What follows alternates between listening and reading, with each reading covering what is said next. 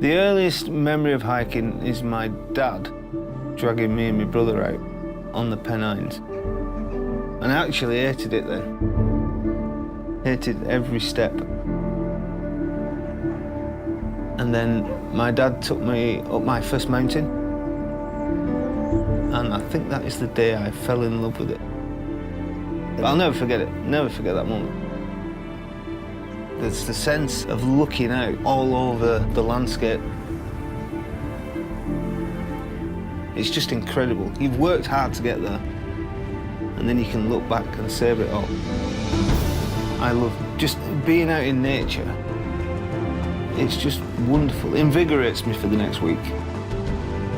When I'm climbing a mountain, my clothing protects me from all kinds of conditions. Come rain, mud, or snow, or ice. The kit I use has got to be the best kit for the occasion. As soon as I've finished a trek, I make sure my kit is clean and ready for the next trail. I will always know that it's in tip-top condition whenever I need it. There's always new mountains to conquer. There's always new trails to walk along. There's always new things to learn. There's always new things to see. And the planet is so vast.